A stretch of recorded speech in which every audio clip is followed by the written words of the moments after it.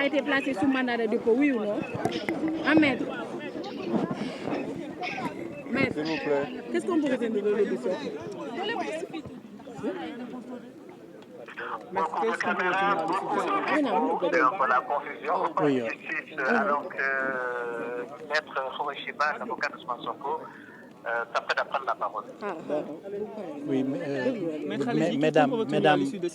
mesdames et messieurs, au terme d'une audition assez longue qui a duré peut-être 4 heures de temps.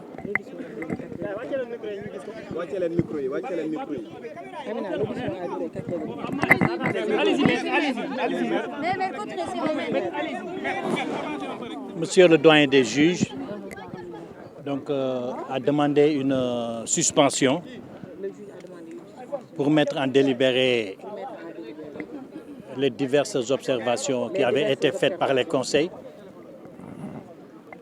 Au terme de sa réflexion,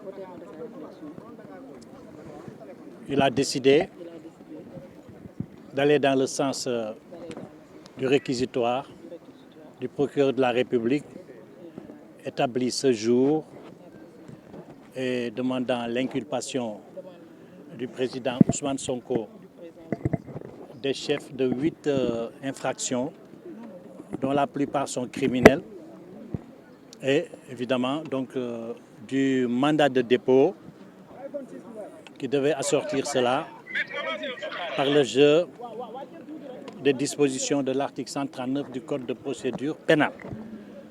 Voilà, j'ai à mes côtés Maître Babacar Niang du barreau de Paris, qui est agrégé des universités françaises, qui a joué à nos côtés un rôle capital dans la défense du président. Nous l'avons eu avec nous dans des procédures antérieures et assez récentes. Les confrères, évidemment, sont très choqués par la nouvelle, parce que c'est la première fois que M. Ousmane Sonko fait l'objet d'un mandat de dépôt de la part d'un juge. Feu le juge Samba Sall, qui avait reçu le même réquisitoire, avait refusé d'abonder dans le même sens et l'avait placé sous contrôle judiciaire.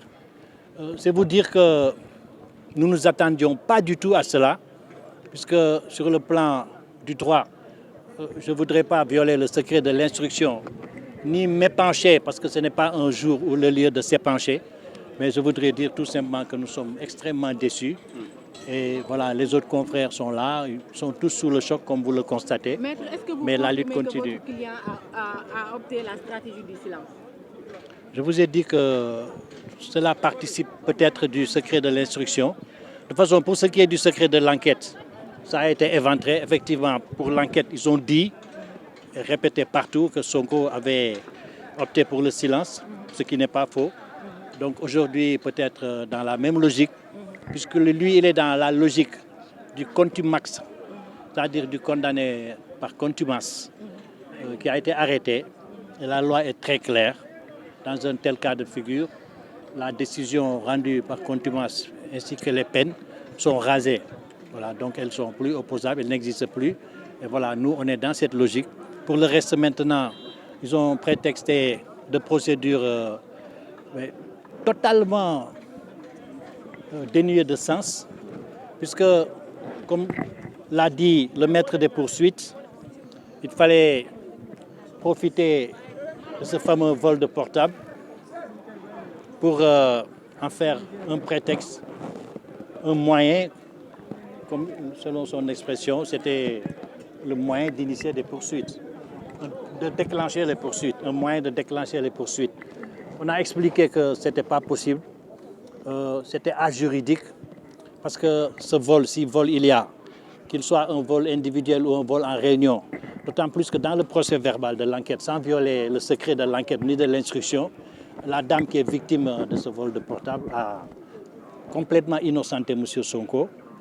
Elle dit d'abord que ce n'est pas M. Sonko qui a pris mon téléphone. Deuxièmement, elle dit que à la question de savoir si elle a décliné son identité, elle dit que non, je n'ai pas décliné mon identité. Or, il se trouve que quand vous volez, quand vous arrachez le téléphone de quelqu'un qui est en train de vous filmer, c'est-à-dire d'attenter à votre droit sacré à l'image, mais vous êtes en droit de lui arracher le téléphone. Parce que ce faisant, vous mettez fin à un trouble illicite et manifestement criminel parce que le droit à l'image est un droit garanti par la Constitution dans notre pays. Donc il n'y a pas ce qu'on appelle l'élément moral de l'infraction. Dès l'instant que cette voie de fait, si on peut l'appeler ainsi, a été commise, non pas, parce que on qualifie un acte de vol, quand c'est une soustraction frauduleuse de la chose d'autrui. Il n'y a pas de soustraction, ce n'est pas en fraude, donc il y a l'élément moral déjà manque.